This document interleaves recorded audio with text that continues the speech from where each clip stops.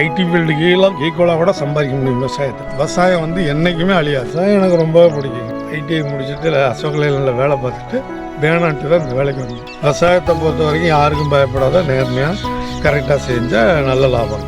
நான் ஒரு தடவை சிங்கப்பூர் கூட அனுப்பியிருக்கேனுங்க எக்ஸ்போர்ட்டு. 1300 பை 13 கிலோ பை போட்டு அனுப்புனேன் கப்பலுக்கு. 82 பார்த்தீங்கன்னா எங்கள் அப்பா வச்சுருந்து 1 ஏக்கர் தான். அதுக்கப்புறம் நம்ம கடினமான உழைப்பினாலையும் விவசாயத்தில் வர வருமானத்தினாலையும் அப்படியே 1 ஏக்கர் 1/2 ஏக்கருமா வாங்கி இன்னைக்கு ஒரு 12 ஏக்கர் பெரிய அளவில் பண்ணியிருக்கோம்.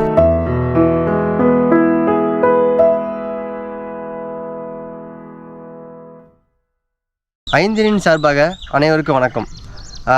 நம்ம நிறையா ஃபார்மர் பார்த்துட்ருக்கோம். அது மட்டும் இல்லாமல் வில்லேஜில் நிறையா நம்ம விசிட் பண்ணிகிட்ருக்கோம்.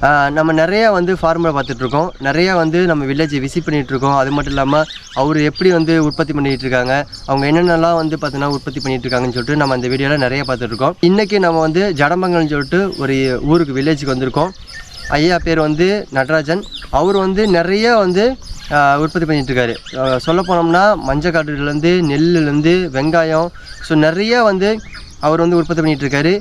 இந்த வீடியோவில் அவர் எப்படி உற்பத்தி பண்ணுறாரு, ஸோ அவர் அவரோட லைஃப் எப்படி, அவங்க அன்றாட வாழ்க்கை எப்படி, அது மட்டும் இல்லாமல் எத்தனை ஏக்கருக்கு அவங்க பண்ணிகிட்ருக்காங்க, அவங்க எப்படி சூப்பராக இதை அறுவடை பண்ண போகிறாங்க அப்படின்னு சொல்லிட்டு இந்த வீடியோவில் ஃபுல்லாக பார்க்கலாம்.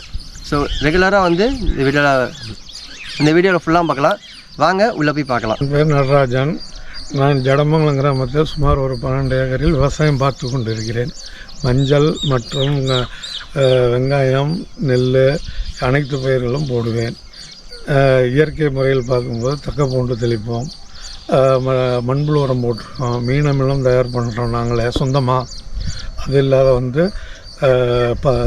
இந்த பஞ்சகாவியம் அடிப்போம். மற்றபடி இயற்கை உரங்களை நாங்கள் அதிகமாக பயன்படுத்துகிறோம்.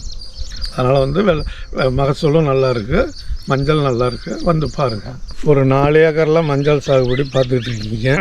எவ்வளோ நல்லா இருக்குங்கிறது உங்களுக்கு தெரியும். இயற்கையினுடைய மகிமையில் எல்லாமே இயற்கையாக தான் பண்ணிகிட்டு இருக்கோம். கெமிக்கல் ரொம்ப கம்மியாக தான் யூஸ் பண்ணுறோம். ஓரளவுக்கு நல்லா மெயின்டைன் பண்ணிட்டு இருக்கிறதுனால நல்லாவே இருக்குது, திருப்தியாக இருக்குது. இந்த வருஷம் மஞ்சள் ரேட்டும் நல்லா இருக்குது, ஓரளவுக்கு நல்ல லாபம் கிடைக்கும். மஞ்சள் நாங்கள் கிட்டத்தட்ட ஒரு 10-15 வருஷமாக பண்ணிகிட்ருக்கோம். ஆனால் எப்போதுமே நாங்கள் விதைச்சி காய வச்சு சுத்தம் பண்ணி குவிண்டாலில் அனுப்புவோம்.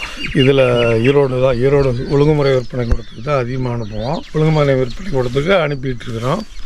அதனால் மஞ்சள் நமக்கு ஒரு மெயின் கிராப். அதனால் ஓரளவுக்கு நல்ல முறையில் சாகுபடி பண்ணுறோம். இந்த வருஷம் ஆனால் விலையும் ஓரளவுக்கு நல்ல விலை கிடைக்குது, ஒரு நல்ல லாபம் கிடைக்கும்னு நினைக்கிறேன். நாங்கள் நடவுக்கு முன்னாடி தக்கப்பூண்டு தெளித்தோம். ஃபுல்லாக தக்கப்பூண்டு எல்லா விதையும் கலந்து தெளித்தோம். அதுக்கப்புறம் மண்புழு உரம், இயற்கை எருவு, அது இல்லாத புண்ணாக்கு, கடலை புண்ணாக்கு, கொட்டை புண்ணாக்கு, வேப்ப புண்ணாக்கு மிக்ஸ் பண்ணி போட்டோம். அப்புறம் லைட்டாக உரம் கொஞ்சம் கொடுத்தோம். மருந்து பஞ்சகாவியம், மீன் அமிலம் இதுதான் அதிகமாக அடிச்சிருக்கோம். அதனால் இயற்கையாக மண்புழு உரம், பஞ்சகாவியம், மீன் அமிலம் இதெல்லாம் அடிச்சிங்கனாவே உங்களுக்கு நல்ல ஈல்டு கிடைக்கும் எந்த கிராப்புக்குங்க. அதை நீங்கள் செய்யுங்க. அவங்க 5 நிறையா பண்ணுறாங்க, அவங்ககிட்டையும் வாங்கியிருக்கோம். 4 ஏக்கர் மொத்தம் 10 ஏக்கரில் மாற்றி மஞ்சள் ஒரு வருஷம் 2 ஏக்கர் நடுவோம், ஒரு வருஷம் 4 ஏக்கர் நடுவோம். தண்ணி சௌரியம் மற்ற சௌரியங்களை பார்த்து கூட குறையாக பண்ணிடுவோம். அதனால் ஃபிக்ஸடாக 4 ஏக்கர் பண்ணுவோங்கிறது முடியாதுங்க. ஒரு வருஷம் 4 ஏக்கர்னால் இப்போ வறட்சினாக்கா 2 ஏக்கர் பண்ணுவோம். எவ்வளோ வறட்சியாக இருந்தாலும் ஓரளவு பண்ணுவோம், அவ்வளோதான். தண்ணி போர் போட்டிருக்கோங்க, ஒரு 6-7 போர் போட்டிருக்கோம். அது இல்லாத கிணறு ஆழமாக வெட்டியிருக்கோம். விவசாயத்துக்கு நாங்கள் முக்கியத்துவம் கொடுத்து எல்லா வேலையும் செஞ்சுக்கிட்டு இருக்கோம். இது வரைக்கும் எனக்கு 65 வயசு ஆகுது. ஆனால் இது வரைக்கும் எல்லாமே நான் விவசாயத்தில் தான் 10 ரூபா சம்பாரிச்சிக்கிட்டு இருக்கேன். மஞ்சள் வளர்ந்துருக்கிறதுனால இந்த வருஷம் ட்ரோன் வச்சு மருந்து அடித்தோம். அது இல்லாத என்னென்னு கேட்டிங்கன்னா இயற்கை முறையில் பஞ்சகாவியம், மீன் அமிலம், மற்றபடி ஒரு வேப்பெண்ணெய் இதெல்லாம் கலந்து தான் அடித்தோம். எங்கள் வீட்டுக்காரமாக ரொம்ப சப்போர்ட் பண்ணுறாங்க, பையன்களும் சப்போர்ட் பண்ணுறாங்க. ஆனால் வெளியில் இருக்காங்க. விவசாயம் எனக்கு ரொம்ப பிடிக்குங்க. ஐடிஐ முடிச்சுட்டு அசோக் லேலண்டில் வேலை பார்த்துட்டு வேணான்ட்டு தான் இந்த வேலைக்கு 50 வருஷமாக விவசாயம் பார்த்துட்டு இருக்கேன். இல்லை, விவசாயம் ஒரு திருப்தியான வேலை தாங்க. விவசாயத்தை பொறுத்த வரைக்கும் யாருக்கும் பயப்படாத நேர்மையாக கரெக்டாக செஞ்சால் நல்ல லாபம் இருக்குது. வெள்ளங்காடு பார்க்கலாம் வாங்க. நான் கிட்டத்தட்ட ஒரு 1500 அடிக்கு 1600 அடி பைப் லைன் சிமெண்ட் பைப் போட்டேங்க. 82 போட்டேங்க. அது என்னென்னு கேட்டிங்கன்னா தாராபுரத்துலேருந்து எடுத்துகிட்டு சிமெண்ட் லைன் போட்டு க்ளீனாக பண்ணியிருக்கோம். அது இது வரைக்கும் 45 வருஷமாக 40 வருஷம் 44 வருஷமாக இன்ன வரைக்கும் எந்த டேமேஜும் இல்லாத நல்லா ஓடிக்கிட்டு இருக்குது. அதனால் வந்து பிவிசி இப்போதைக்கு ஆப்ஷனுக்கு நிறையா போட்டிருக்கோம். ஆனால் வந்து என்னென்னு கேட்டிங்கன்னா சிமெண்ட் பைப் வந்து நிரந்தரமாக லைஃப் லாங் இருக்கும். இன்னும் 10-50 வருஷம் ஆனாலும் நல்லா இருக்குங்கிற நம்பிக்கை இருக்குது. அதனால் வந்து சிமெண்ட் பைப்பு தேர்ந்தெடுத்து அன்னைக்கு எல்லாம் அந்த சிமெண்ட்டும் தரமாக இருந்துச்சு, மணல் தரமாக இருந்துச்சு. ஆற்றுல அறுத்து போட்டு எடுத்துகிட்டு வந்து போட்டோம். ஆனால் ஃபிட் பண்ணோம், அங்கேருந்தே வந்து ஃபிட் பண்ணாங்க. ஆனால் வந்து நீட்டாக இருக்குது. இது வரைக்கும் ஒரு 1600 அடி கொண்டு போகிறோம். தண்ணி கொண்டு போய் அதுக்கு அந்த பக்கம் ஒரு 5-6 ஏக்கர் சாகுபடி பண்ணிக்கிட்டு இருக்கோம். அதனால் வந்து இது சிமெண்ட் லைன் பெஸ்ட்டுங்க. எப்போதுமே பிவிசி வந்து தற்காலிகமாக தான் பரவாயில்ல. ஆனால் வந்து இது வந்து சிமெண்ட் பைப்பு நிரந்தரம் நல்லாயிருக்கும். அதனால் சிமெண்ட் பைப்பு முடிஞ்ச வரைக்கும் போடுறது நல்லது. அது இப்போ லேட்டஸ்ட்டாக நிறையா பைப்பு வந்துருச்சு, அதெல்லாம் போடலாம். வெங்காய காடு பார்க்கலாம் வாங்க. நீங்கள் இங்கே பார்க்குற வெங்காய காடு வந்து 45 நாள் ஆகுதுங்க.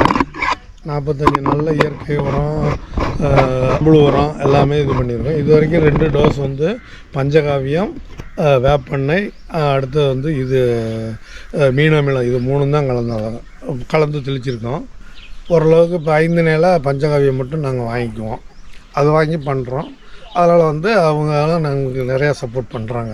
அதனால் வந்து வெங்காயம் ஓரளவுக்கு திருப்தியாக இருக்குங்க. இந்த வருஷம் விலை மட்டும் நல்ல விலை வச்சுச்சுன்னா ஒரு நல்ல லாபம் கிடைக்கும். அது விளைவிக்கிறது நம்ம கையில் இல்லை, அது இயற்கை, கவர்மெண்ட் சட்டத்திட்டம் எத்தனையோ இருக்குது. அதனால் வந்து அது மாறலாம். 4 ஏக்கர் வெங்காயம் நட்டுருக்குங்க. 4 ஏக்கர் வருஷம் 4 ஏக்கர் 5 ஏக்கர் வெங்காயம் நடுங்க. சின்ன வெங்காயம் அதிக கிராஃப் நமக்கு. அது எத்தனையோ தடவை நமக்கு வந்து பெரிய லாபத்தை ஈட்டி கொடுத்துருக்கு. 10 லட்சம் 5 லட்சம் அந்த மாதிரிலாம் போட்டிருக்கோம். அது ஒரு வருஷம் வரும், ஒரு வருஷம் ஏதோ ஒரு இயற்கை இடர்பாடில் போகிறதுக்கும் வாய்ப்பு இருக்குது. அதை வந்து நிதானமாக பண்ணணும். வெங்காயத்தில் வந்து நல்ல பில்லு இல்லாத கொண்டு வந்து கொஞ்சம் இயற்கையாக பண்ணோம்னா நல்லாயிருக்கும். நம்ம வெங்காயம் காட்டுருக்குங்க இல்லையா, அதை வெங்காய காட்டுறதுக்கு நம்ம ஆரம்பிக்கிறது வந்து அறுவடை பண்ணுற வரைக்கும் எப்படி பாதுகாப்பாக பண்ணால் நம்ம வெங்காயம் கைக்கு வரும்? வெங்காயம் வந்து முதல்ல நல்லா உழவு ஓட்டணும். அதிகமாக 20 இது கலந்து கடுகு, வெந்தயம், சோளம், மக்காசோளம், நரிப்பயிறு, தட்டைப்பயிறு இந்த மாதிரி எல்லாம் கலந்து விதைச்சி மடக்கி உழவு ஓட்டி அதுக்கப்புறம் வந்து இயற்கை எருவு கொஞ்சம் போட்டு கடலை புண்ணாக்கு, கொட்டை புண்ணாக்கு கலந்து மிக்ஸ் பண்ணி போட்டு அதுக்கப்புறம் வந்து நட்டோம்னா நல்லா கருகருப்பு மாறாத 60 நாள் வரைக்கும் நல்லாவே இருக்கும். அப்புறம் லைட்டாக பொட்டாசு, சல்ஃபேட்டு கொஞ்சம் கொடுக்கும். இயற்கையாக வந்து 3 டைம் 4 டைம் மருந்து அடிச்சாகணும், இல்லாட்டி பேன் விழுந்துடும். அது மாதிரி பண்ணிங்கனாக்கா வெங்காயத்தில் களை நிர்வாகம் பண்ணணும். முதல்ல களை வந்து என்னென்னு கேட்டிங்கன்னா பில்லு இல்லாத காடு வச்சுருக்கணும். கொஞ்சம் ஆளுங்களை விட்டு பிடுங்கணும். அதை மாதிரி பிடுங்கி நல்லா சுத்தம் பண்ணி வச்சிங்கன்னா பில்லு இல்லாத இருந்து இயற்கையினுடைய அதாவது அதிக மழையோ அல்லது அதிக பனியோ இல்லாத இருந்தால் வெங்காயம் நல்லா பெருவட்டால் நல்லா வரும். நான் ஒரு தடவை சிங்கப்பூர் கூட அனுப்பியிருக்கேனுங்க எக்ஸ்போர்ட்டு. 1300 பை 13 கிலோ பை போட்டு அனுப்புனேன் கப்பலுக்கு. அந்த மாதிரிலாம் பெரிய அளவுக்கு பண்ணுறோம். ஆனால் வந்து நேர காலம் சரியாக இருக்கணும், கிளைமேட் ஒத்துழைக்கணும். அது மாதிரி இருக்கும்போது என்னென்னு கேட்டிங்கன்னா நீங்கள் வந்து முயற்சி செஞ்சால் வெற்றி பெறலாம் எந்த துறையிலையுமே. அது விவசாயம் அதிகமாக, அதாவது மற்றதில் 100 ரூபா சம்பாதிக்கிறத விட இதில் 10 ரூபா சம்பாதிச்சிங்கனோட மனநிறைவோடு இருக்கலாம், சந்தோஷமாக இருக்கலாம், மனநிறைவோடு இருக்கலாம். விவசாயத்தை முதல்ல நேசிங்க, விரும்பி செய்யுங்க. அப்போ வந்து எல்லாமே நல்லபடியாக நடக்கும். இதில் வந்து 12 ஏக்கர் இன்றைக்கி விவசாயம் இருக்குங்க. ஆனால் 82 பார்த்தீங்கன்னா எங்கள் அப்பா வச்சுருந்து 1 ஏக்கர் தான். அதுக்கப்புறம் நம்ம கடினமான உழைப்புனாலையும் விவசாயத்தில் வர்ற வருமானத்தினாலையும் அப்படியே 1 ஏக்கர் 1/2 ஏக்கருமாக வாங்கி இன்றைக்கி ஒரு 12 ஏக்கர் பெரிய அளவில் பண்ணியிருக்கோம்.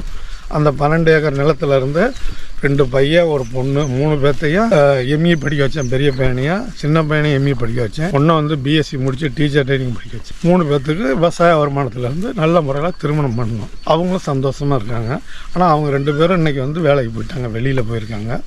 நான் மட்டும் இருந்து விவசாயம் பார்க்குறேன். ஃப்யூச்சரில் யார் வருவாங்க என்ன பண்ணுவாங்கங்கிறது தெரியல. அவங்க வந்து விவசாயத்தை ஒருத்த பார்த்தாங்கன்னா நல்லாயிருக்கும் அப்படின்னு விரும்புகிறோம்.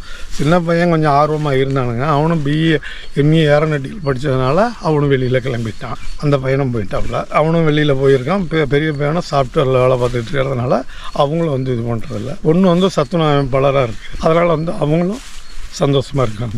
விவசாயிகளுக்கு நான் சொல்ல விரும்புவது என்னன்னா, விவசாயத்தை வந்து ஒரு தொழிலாக கண்ணும் கருத்துமாக பாருங்கள். விவசாயம் வந்து என்றைக்குமே அழியாது. அதனால் வந்து விவசாயம் வந்து நீங்கள் வந்து என்னென்னு கேட்டிங்கன்னா மன ஈடுபாட்டோட திறமையாக பண்ணுனா விவசாயத்தில் வெற்றிகரமாக பண்ணுறதுக்கு எத்தனையோ வழி இருக்குது. அதை வந்து நீங்கள் வந்து நல்ல முறையில் பண்ணுங்கள். விவசாயத்தை முதல்ல நேசிங்க.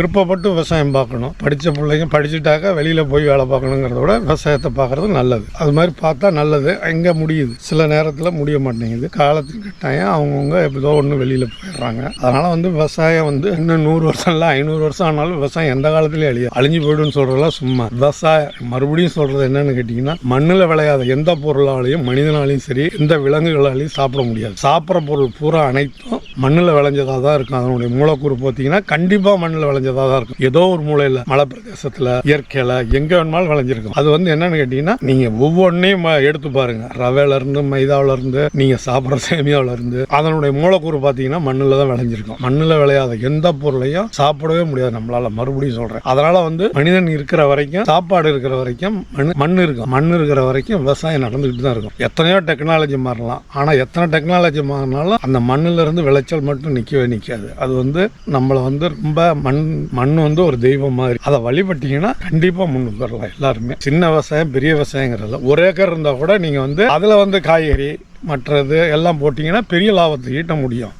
நம்ம உழைப்பு எந்த அளவுக்கு இருக்கோ அந்த அளவுக்கு சம்பாதிக்க முடியும். ஐடி ஃபீல்டுக்கு ஈக்குவலாக கூட சம்பாதிக்க முடியும் விவசாயத்தில். ஆனால் வந்து என்னென்னு கேட்டிங்கன்னா நம்ம கஷ்டப்படணும், நேரடி நிர்வாகம் பார்க்கணும். ஒரு நோவு விழுவதுன்னா உடனே குழந்தைய பார்க்குற மாதிரி, மறுபடியும் சொல்கிறேன், குழந்தைய பார்க்குற மாதிரி பார்த்துக்கிட்டு இருந்தீங்கன்னா கண்டிப்பாக சாதாரணமாக ஒரு குழந்தைக்கு காய்ச்சல் ஜலதோஷம்னா ஆஸ்பத்திரிக்கு போகிற மாதிரி இதுக்கு என்ன தேவை, ஒரு வியாதி பயிர், அதுவும் ஒரு குழந்தை தான். அந்த பயிருக்கு வந்து நீங்கள் என்ன கொடுக்கணும்னு நினைக்கிறீங்களோ அதை வந்து கொடுக்கணும். அப்படியே நம்மளால் முடியலன்னா எத்தனையோ அக்ரி இருக்காங்க. இது மாதிரி 5 மாதிரி இயற்கையில் பண்ணுறவங்க நிறைய பேர் இருக்காங்க. அவங்கெல்லாம் வந்து நமக்கு சப்போர்ட் பண்ணுவாங்க. நம்மளுக்கு தெரியலனாலும் அவங்களை கூப்பிடலாம். கூப்பிட்டா எந்த நேரத்திலும் உதவி செய்ய காத்திருக்காங்க. அது மாதிரி செய்யுங்க. விவசாயத்தை வந்து நேசித்து செஞ்சால் யாராக இருந்தாலும் நல்ல லாபம் கிடைக்கும். விவசாயம் வந்து அழியவே அழியாது. எந்த காலத்திலும் எத்தனை கம்பெனி நிர்வாகம் வேணுமாலும் அழியலாம். ஆனால் விவசாயம் வந்து ஒரு காலத்தில் அழிய முடியாது. ஏன்னா மனிதன் இருக்கிற வரைக்கும் சாப்பிட்டு தான் ஆகணும். உதாரணத்துக்கு வந்து ஒரு மாத்திரையை சாப்பிட்டா ஒரு வேளை சாப்பாடு சாப்பிடாத அளவுக்கு ஒரு சத்து இருக்குன்னு சொல்லுவாங்க. ஒரு நேரம் மாத்திரை சாப்பிடலாம், 2 நேரம் மாத்திரை சாப்பிடலாம். அது அந்த சத்து கிடைக்கும். ஆனால் இயற்கையாக வயிறு ரொம்ப வரைக்கும் சாப்பிட்டா தான் நமக்கு வந்து எல்லா உறுப்பும் நல்லா இருக்கும். அதனால வந்து இந்த விஷமில்லாத விவசாய மருந்தை சாப்பிட்டீங்கன்னாவே ஆஸ்பத்திரிக்கு போகிறது 90% குறையும். இப்போ ஓரளவுக்கு 66 வயசு ஆனாலும் இன்னமும் நான் ஆரோக்கியமாக இருக்கேன்னா இயற்கை விவசாயம், நல்ல பொருளை சாப்பிட்றோம், நல்ல முறையில் இருக்கிறோம். இது வரைக்கும் எந்த ட்ரபிளும் இல்லாத இது வரைக்கும் ஓட்டிகிட்டு இருக்கோம். அது மாதிரி எல்லாருமே நினைங்க, கஷ்டப்படுங்க, நல்ல பொருளை சாப்பிடும். அதனால் வந்து இயற்கையாக விளையிற பொருள் கொஞ்சம் கூட காசுனாலும் வாங்கி சாப்பிடுங்க. அவ்வளோதான் நான் சொல்கிறது உங்களுக்கு. இது நெல் அறுவடைக்கு தயாராக இருக்குங்க. இன்னொரு 10 நாள் 12 நாளில் அறுத்துடலாம். கோ 50ங்கிற ஒரு ரகம் யூனியன்லேருந்து தான் வாங்கிட்டு வந்து போட்டிருக்குங்க. இது மறுபடியும் யூனியன் அக்ரி மூலியமாக திரும்ப அவங்களே விதைக்க எடுத்துக்கிறாங்க. 3 தடவை அக்ரி வந்து பார்த்துட்டு போயிருக்காங்க இது வரைக்கும். இது வந்து விளைய வச்சு காய வச்சு தூத்தி டெஸ்ட் பண்ணி மறுபடியும் விதைக்கு சப்ளை பண்ணுறோம். கொஞ்சம் ரேட்டு கூடுதலாக கிடைக்கும் சந்தை விலையோட. அதனால் வந்து இதை விரும்பி செய்கிறோம். அதனால் வந்து நெல் ஓரளவுக்கு பார்த்துருப்பீங்க, ஓரளவுக்கு நல்லாவே இருக்குது இந்த வருஷம். ஓரளவுக்கு நம்ம விவசாயம் பூரா எல்லா நிலத்தையுமே ஓரளவுக்கு சாகுபடி பண்ணிகிட்ருக்கோம். வருஷம் பூராவுமே ரொம்ப ட்ரை ஏரியாவில் காடு கொஞ்சம் கிடைக்கும். இது 4.5 ஏக்கர் நெல் நட்டோம்னா இவ்வளோ காடு தண்ணி பாய்ச்சறதுக்கு முதல்ல விடியாலும் வருவோம். வந்து மோட்டர் எடுத்து விடுவோம். அப்புறம் ஆள் போட்டிருக்கோம், சம்பளாலும் போட்டிருக்கோம். அவங்களும் பார்த்துக்குவாங்க. இடையிடையே வந்து பார்ப்போம், ஏதாவது பூச்சி தாக்குதா, நல்லா இருக்கா, என்ன பண்ணுதுங்கிறத பார்ப்போம். மெயின்டெனன்ஸ் பண்ணியிருக்கோம். ஓரளவுக்கு நெல் விளைச்சல் இந்த வருஷம் நல்லாயிருக்கு. இது வந்து நாங்கள் திரும்ப வந்து காய வச்சு ஃபில்ட்ரு பண்ணி களம் போட்டிருக்கோம். அதனால் வந்து காய வச்சு நாங்கள் வந்து திரும்ப யூனியனுக்கு அனுப்புகிறோம். கவர்மெண்ட்டுக்கு அனுப்பி மறுபடியும் மற்ற விவசாயிகளுக்கு விதைக்கி கொடுக்குறதுக்காக பதிவு பண்ணியிருக்கோம்.